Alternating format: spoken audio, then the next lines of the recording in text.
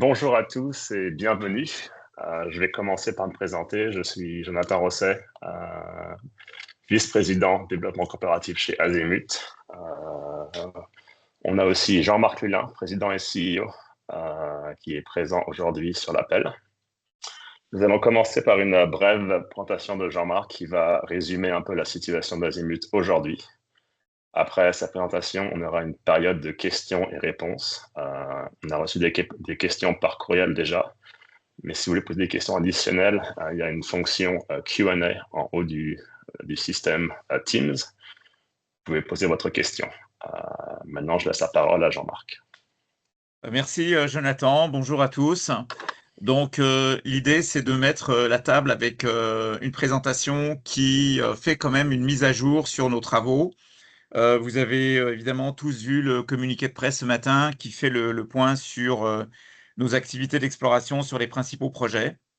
Donc ce qui est intéressant avec Azimut, c'est qu'on est en période de transition, on peut dire, où on passe d'un typique générateur de projets à un statut de projet d'exploration avancé sur plusieurs propriétés majeures suite à nos travaux. Puis clairement, le focus actuellement pour Azimut, c'est de travailler sur deux découvertes majeures pour l'or sur Wabamisk et Elmer.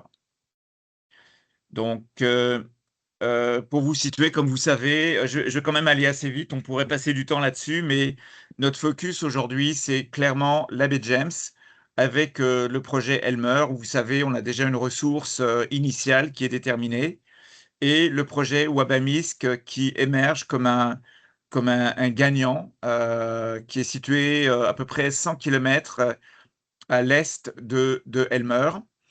On a également Kukamas, qui est une découverte de nickel à haute teneur, qui est avancée avec notre partenaire KGHM.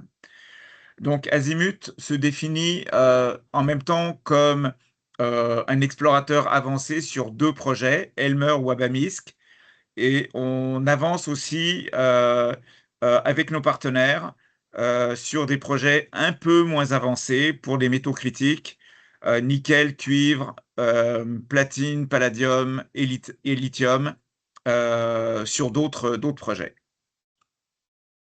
En 2026, on va essayer de focaliser le plus possible sur des travaux de forage pour avancer les différentes découvertes qui ont été faites sur nos projets.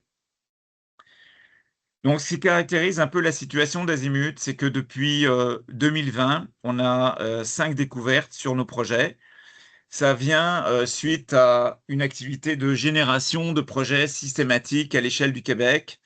On a décidé de se focaliser à la baie James et depuis 2020, ça donne lieu à 5 découvertes qu'on essaye d'avancer pour le moment, soit seul sur, par exemple, Elmer avec la découverte de Patron, ou Wabamisk avec Fortin et Rosa, et d'autres découvertes comme Perseus avec KGHM.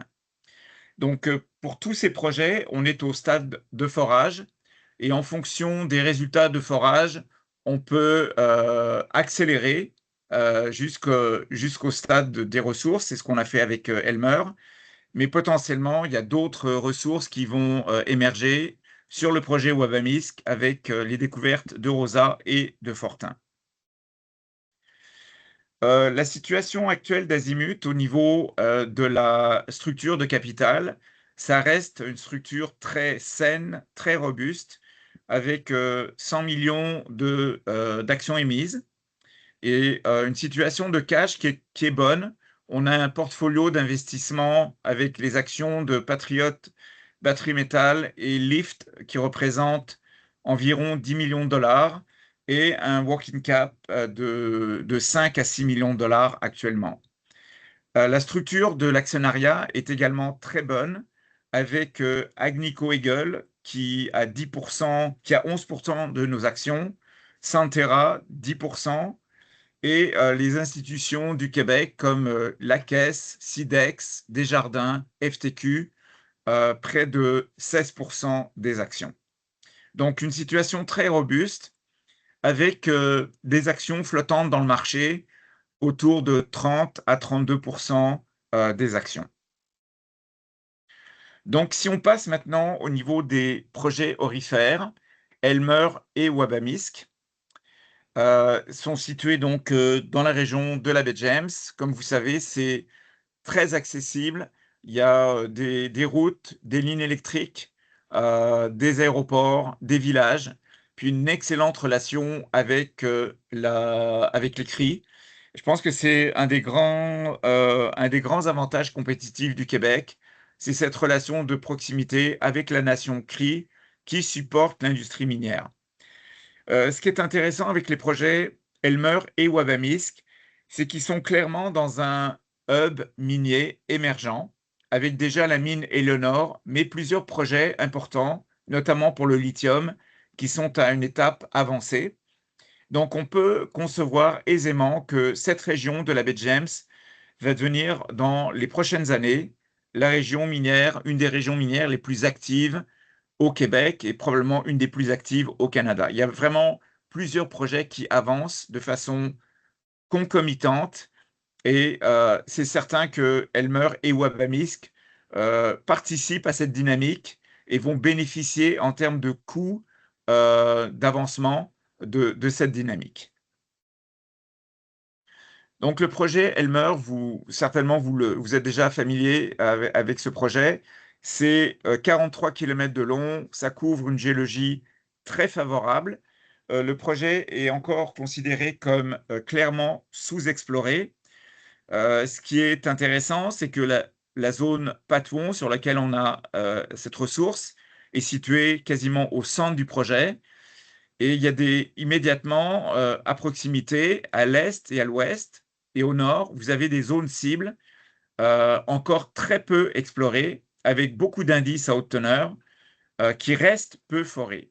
La clé sur Elmer, clairement, c'est le forage qu'on va pouvoir effectuer dans les prochains mois, éventuellement les prochaines années, pour avancer, pour découvrir une zone, une deuxième zone, une troisième zone comparable à celle de Patouan, pour arriver jusqu'à un niveau dense critique qui permettrait le développement du projet. Donc, il y a d'un point de vue stratégique, il y a plusieurs possibilités pour nous auxquelles on est en train de réfléchir. Dans le court terme, ce qu'on fait actuellement sur le terrain, c'est avancer les cibles périphériques à Patouan en faisant de la cartographie, de la prospection, des décapages mécaniques. Et sur Patouan en tant que tel, on fait des forages à proximité immédiate du gîte connu pour augmenter l'inventaire en ressources, enfin avoir de nouvelles intersections minéralisées qui pourraient conduire à une révision du calcul de ressources. Éventuellement, ça pourra amener le projet au stade d'une étude économique préliminaire. Donc, ce projet Elmer, évidemment, il y a un historique maintenant de 5 ans, mais on y croit totalement. C'est un projet qui est encore peu exploré par rapport à d'autres projets qui existent au Québec et qui dans le temps, révélé leur plein potentiel. Elmer, pour nous, c'est encore relativement early stage. Donc ça, c'est les zones qu'on entrevoit forées. On a déjà commencé le forage sur ces zones-là, avec la perspective d'étendre la zone minéralisée qui est représentée ici sur cette figure. Donc là, vous avez une vue du camp Elmer. On est complètement opérationnel, été comme hiver, sur ce projet. Le projet WebAMISC, on a commencé à retravailler ce projet en 2024, après 17 ans d'une entente avec tout d'abord Placerdome, puis Goldcorp, enfin Newmont, qui nous a redonné le projet en 2023.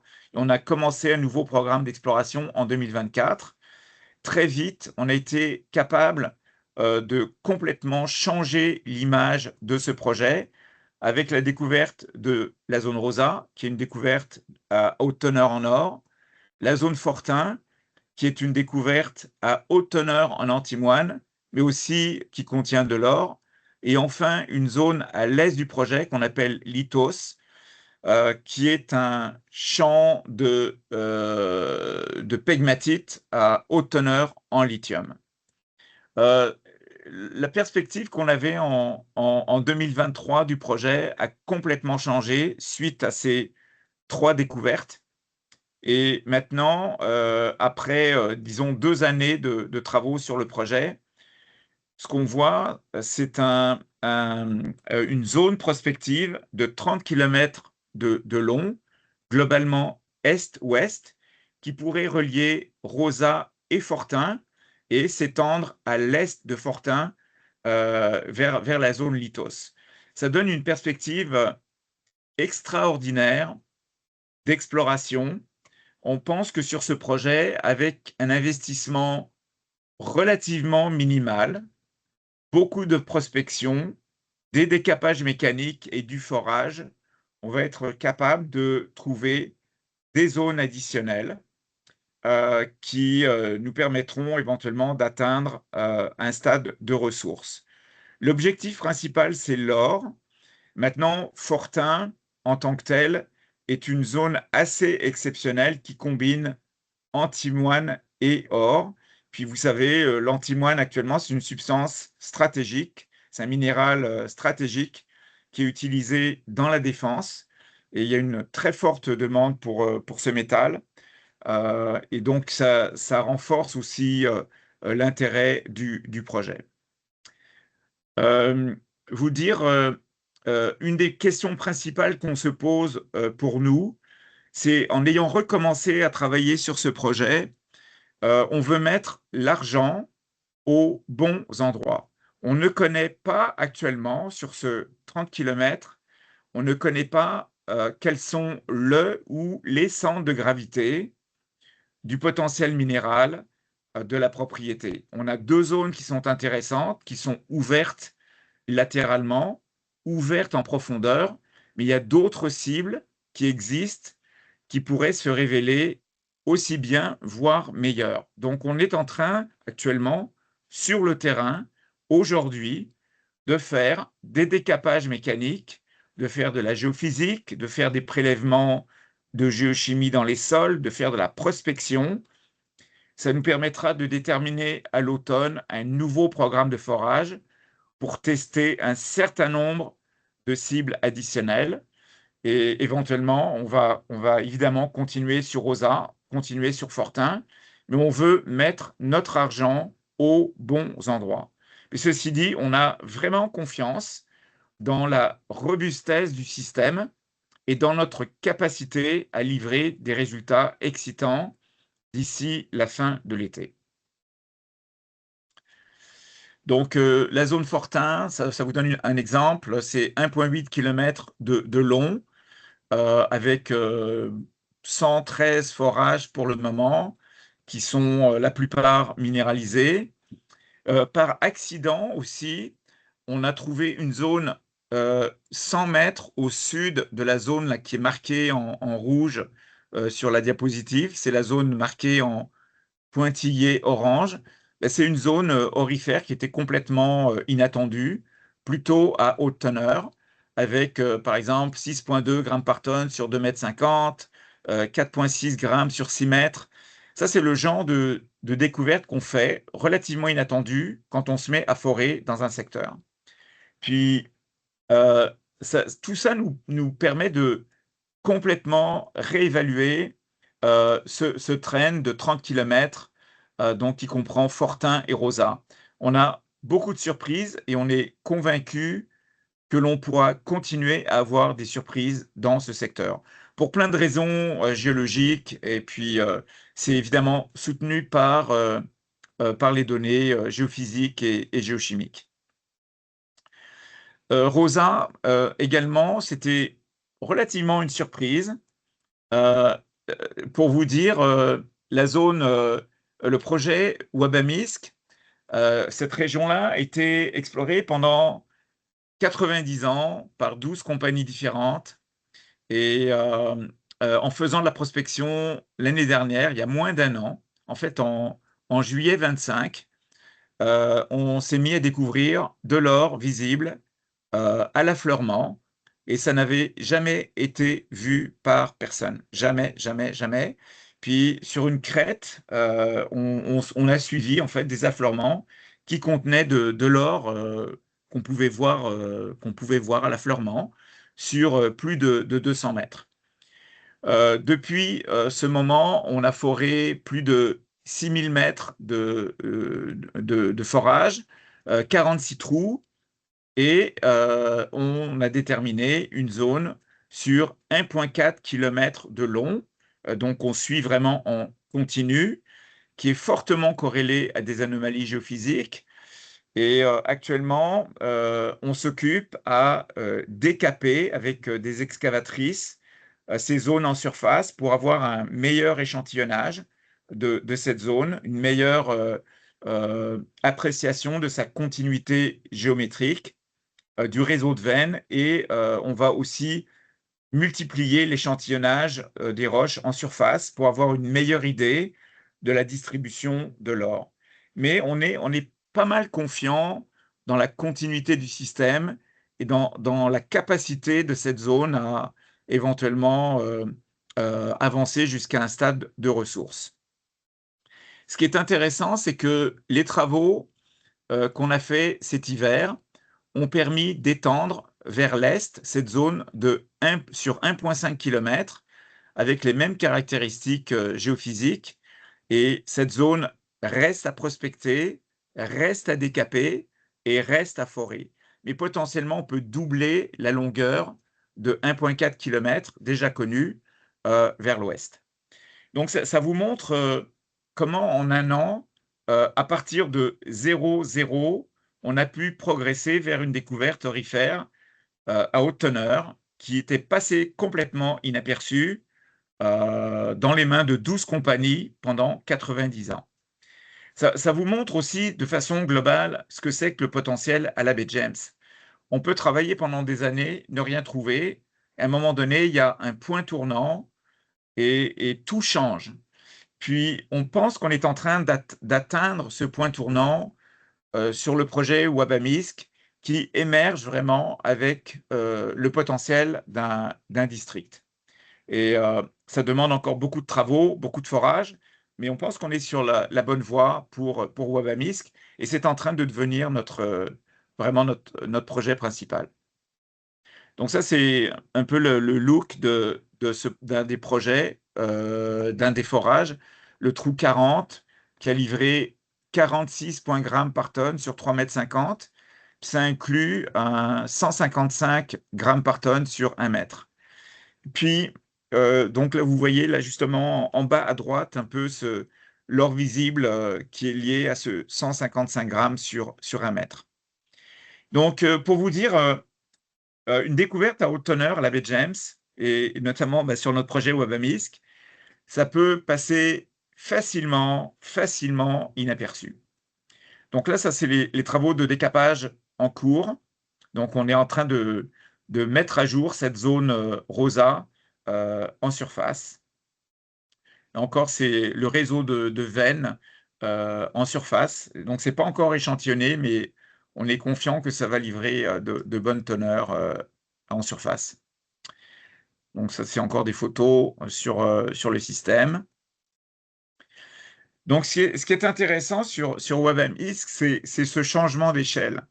On a la zone rosa, donc connue sur 1,4 km pour le moment, la zone Fortin, connue sur 1,8 km pour le moment, mais entre les deux, c'est complètement ouvert, et à l'est de la zone Fortin, c'est également complètement ouvert.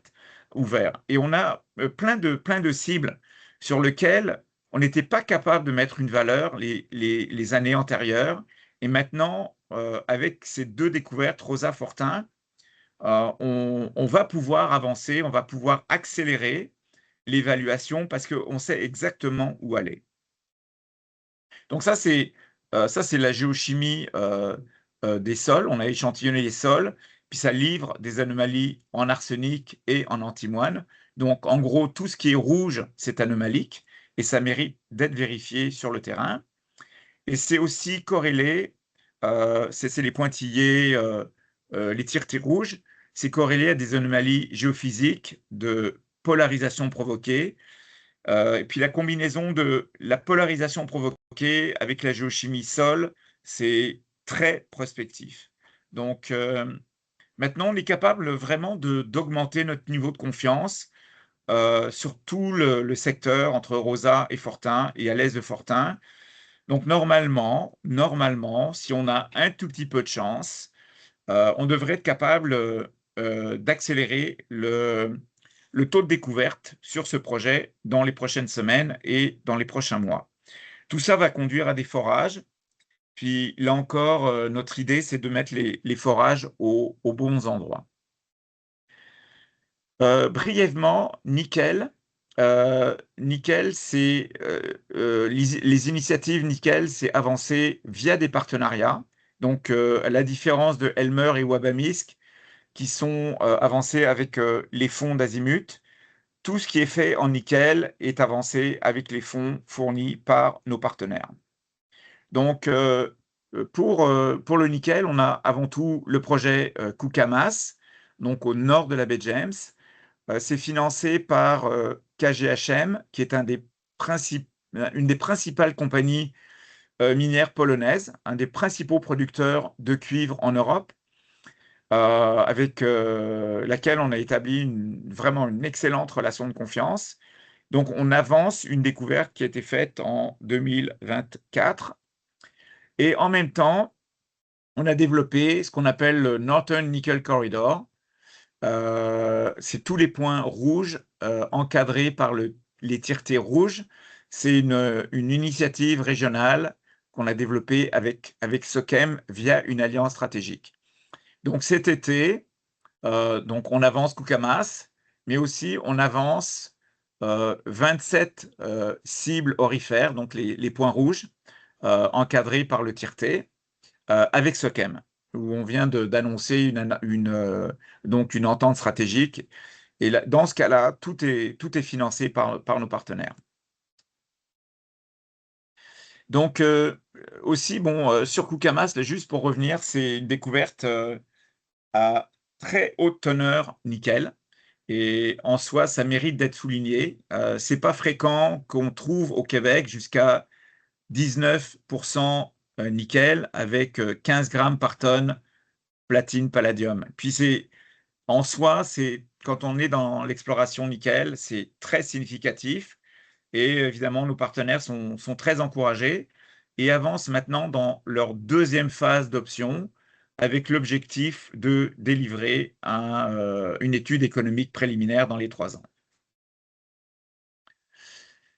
Donc, pour résumer, je pense que c'est au bout de la présentation. Ensuite, on passera aux questions. La planification des projets d'exploration, on a un niveau d'activité qui va être très élevé en 2026 avec le projet Elmer, où on avance dans un programme de 10 000 mètres de forage.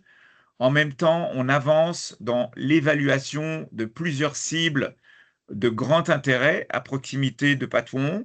Donc, c'est plus des cibles cuivre-or, mais avec des travaux de base, avec le décapage mécanique, la prospection, mais tout ça pour solidifier l'image du projet Elmer.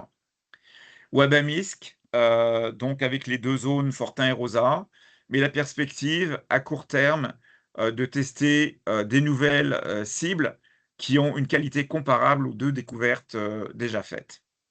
Kukamas, on avance donc la zone Perseus, puis on avance le projet nickel avec SOCEM, donc c'est en train de démarrer.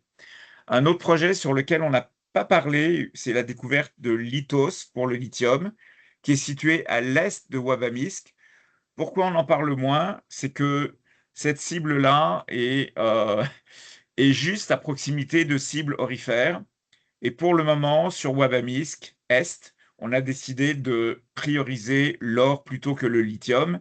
mais potentiellement, c'est une cible de qualité qui reste dans le portfolio et qu'on pourra réactiver à un certain moment. Donc, je pense que ça couvre pas mal. Présentation rapide et ça sera un plaisir de répondre à vos questions maintenant.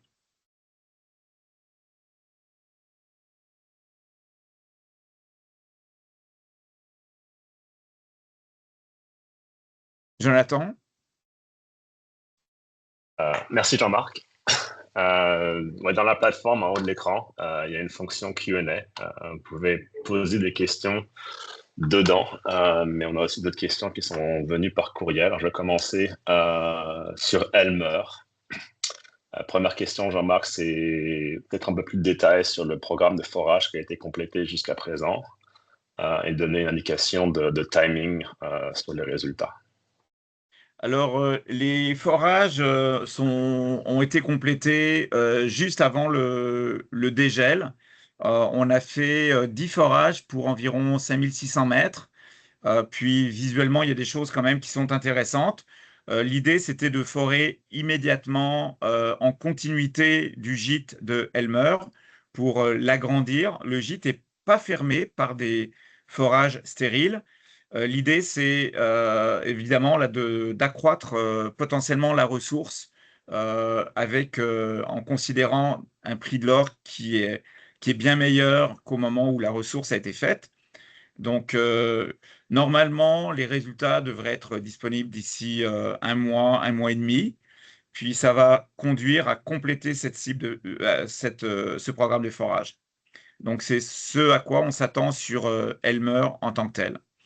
On est en train de réévaluer aussi certaines données analytiques sur le projet.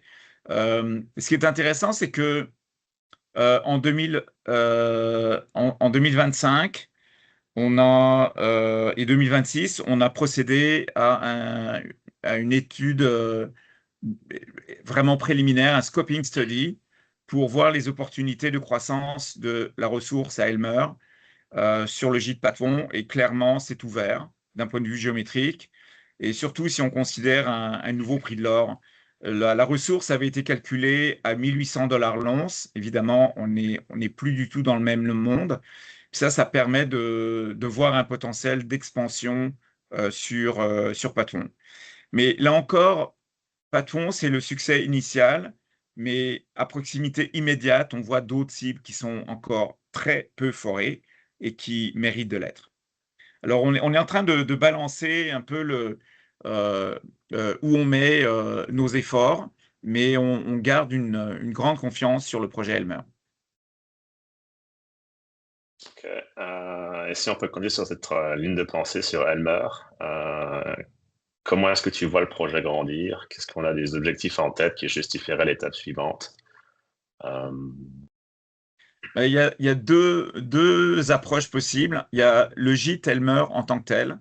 Il y a un potentiel de croissance tout simplement incrémental sur le gîte.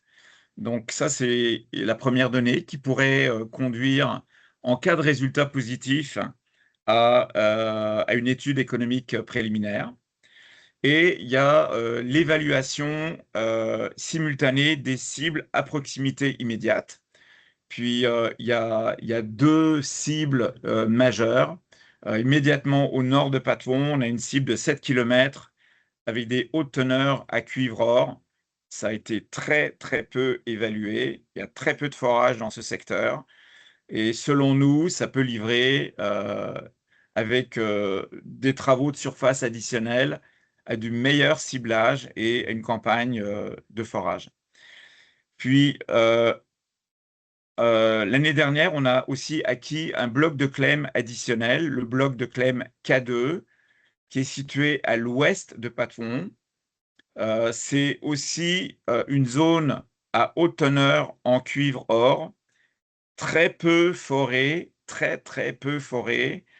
Et là aussi, on va décaper, échantillonner, et potentiellement, ça peut conduire à des cibles de forage. Là encore, pour nous, c'est de savoir où on met, de savoir où on met le mieux possible notre argent. Est-ce que c'est sur Patouan ou est-ce que c'est au nord sur la cible Wolf A21, ou est-ce que c'est sur les Clem K2? Donc on est en train c'est les travaux qu'on fait cet été, c'est un peu réévaluer notre stratégie de croissance sur Elmer, en sachant que le projet demeure fondamentalement sous-exploré. Ok, merci. Si on passe à Wabamisk, peut-être un peu la zone Fortin, on a mentionné qu'il y avait une étude métallurgique qui a été faite. Ouais. Est-ce que tu peux donner une mise à jour là-dessus? Alors, on n'a pas encore reçu tous les résultats, mais ce qu'on voit, c'est quand même assez favorable. On arrive à obtenir un concentré d'antimoine à haute teneur. Donc ça, c'est un point positif. On arrive à récupérer une grande partie de l'antimoine contenu. L'autre élément positif, c'est la capacité à séparer l'antimoine de l'or de façon assez efficace. Donc on arrive à séparer les deux. L'antimoine va avec les minéraux antimonifères et l'or est associé à l'arsénopyrite. Donc on arrive à séparer les deux. Et ça permet de garder en tête qu'on va pouvoir produire un concentré d'antimoine, d'une part, et d'autre part, un concentré aurifère. Euh, le système le plus efficace, il y a eu plusieurs tests, et le système le plus efficace au niveau métallurgique, c'est la flottation. Maintenant, il y a d'autres voies possibles pour arriver à augmenter la pureté d'un concentré, ça serait l'hydrométallurgie. C'est une idée qu'on n'a pas encore testée, mais qui reste à tester et qu'on va peut-être entreprendre. Donc les tests initiaux sont assez encourageants. Donc on sait qu'il y a un potentiel à ce niveau-là. Maintenant, pour nous, avec la découverte de Fortin, avec la découverte de Rosa et avec les autres secteurs potentiels, on a comme plusieurs choix techniques et on essaye, là encore, de ne pas foncer tête baissée sur quelque chose qui ne serait pas le meilleur pour créer de la valeur pour Azimut et pour les actionnaires. Donc, l'émergence de Wabamisk comme zone cible majeure, ça, c'était, ça nous a demandé, ça nous demande une réflexion où on doit mettre nos priorités. Puis Fortin reste une zone assez exceptionnelle, mais potentiellement, il y a d'autres sujets à notre portée, hein, qu'on voit, qu'on touche du doigt, qu'il faut évaluer avant d'ouvrir la machine. Et ça prend un certain délai, mais je pense qu'on va avoir une meilleure idée à la fin de cet été où on doit mettre notre argent. Est-ce que tu as des commentaires à faire sur le programme de décapage qu'on a fait? Est-ce qu'il y a une confirmation de la continuité de la zone en surface? Quelles sont les premières indications? Ouais, ok. Je te laisse voir comment tu veux Bah, répondre à ça. c'est super simple. Ben, pour rien vous cacher, je pars dimanche prochain sur Wabamisk pour aller constater l'ampleur de ce qui est trouvé en ce moment. C'est sûr qu'il y a un réseau de veines important avec tout ce qu'il faut, du cisaillement. C'est vraiment intéressant et ça confirme l'existence d'un système continu et large. Donc pour le moment, c'est connu sur au moins 450 mètres de long. Puis en fait, c'est limité après par l'épaisseur de la couverture glaciaire. Il y a les machines, à un moment donné, ça devient trop épais, donc c'est pas la peine de continuer à décaper. Mais pour le moment, ce qu'on voit, c'est sur 450 mètres de long, un système aurifère avec des veines évidemment, on l'avait trouvé déjà l'année dernière, mais il y a des nouveaux secteurs avec de l'or visible qui sont trouvés. Donc, c'est encourageant et ça va nous conduire à faire beaucoup d'échantillonnage en surface. J'espère probablement que ça va retourner de très bonnes valeurs mais surtout, ça va nous aider à comprendre comment se distribuent les teneurs aurifères, et ça va nous permettre d'optimiser le programme de forage qui va suivre. Ok. Et le programme qui va suivre, c'est défini, ça va être défini basé sur ce qu'on fait à Rosa, sur Fortin ou Ouais, ailleurs dans le projet. Comment ouais, est-ce que tu je, vois l'avancement je- du projet dans les mois à venir? euh, franchement, Wabamisk ressort comme le fer de lance, si vous voulez, d'Azimut, hein. On a la capacité dans les prochaines semaines, mais certainement les prochains mois, de générer beaucoup d'informations additionnelles, non seulement sur Fortin, non seulement sur Rosa, mais aussi sur les zones en continuité. Euh, puis, euh, le projet émerge vraiment comme ayant la capacité de produire plein de résultats avec un investissement qui est relativement modeste. Donc, on est dans une phase de déblocage du projet, c'est-à-dire que dans relativement peu de temps, avec relativement peu d'argent, on est capable de produire beaucoup de résultats. Et ça va nous amener à mieux choisir notre stratégie d'investissement en forage sur le projet. Puis, franchement, on pourrait mettre 3 foreuses sur Fortin, 3 foreuses sur Rosa, mais c'est pas le style d'Azimut de forer à l'aveugle. Puis l'information qu'on est en train d'acquérir actuellement a relativement peu de frais. Selon nous, au meilleur de notre jugement technique, va nous permettre de mettre les foreuses aux bons endroits.